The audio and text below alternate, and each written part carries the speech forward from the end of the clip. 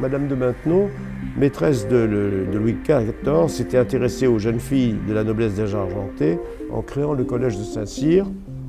Madame de Pompadour, maîtresse de Louis XV, s'intéresse aux fils de la noblesse désargentée en faisant décider par Louis XV, suite à la victoire de Fontenoy, l'école militaire et en consacrant son énergie et son argent à sa construction avec Paris du Vernet.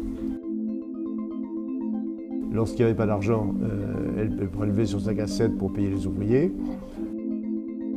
Alors l'institution a commencé à fonctionner dans les premières constructions que sont aujourd'hui les deux cours carrées, la cour de l'Infirmerie et celle de la buanderie. L'étage servait généralement de dortoir, le rez-de-chaussée de salle de classe.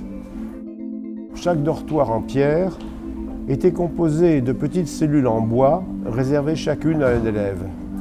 Les cellules étaient fermées à clé chaque soir et on a très tôt dénoncé les risques d'incendie et la difficulté d'évacuer les élèves. La nouveauté est surtout dans le programme scolaire et le choix des professeurs. On supprime la rhétorique, on diminue la place du latin au profit des langues vivantes, celles des pays où on fait la guerre. Lalande y avait son observatoire, d'où il a étudié la comète de Halley. Autre professeur important, Cochin, professeur de dessin et de gravure de Madame de Pompadour. Et enfin, ses écuyers, qui inventent à l'école militaire l'équitation moderne, celle des Jeux olympiques. Ces écuyers, c'est d'Auvergne, Boisdeffre, Ducrot de Chabannes, qui voulaient former des écuyers et des chevaux adaptés à la guerre et renoncent ainsi à l'équitation en représentation qui se pratiquait à Versailles et faisait appel aux airs relevés. Les élèves ont deux tenues, l'une pour les jours ordinaires, l'autre le grand uniforme pour les dimanches, fêtes et circonstances extraordinaires. Et c'est toujours le cas au Prytanée.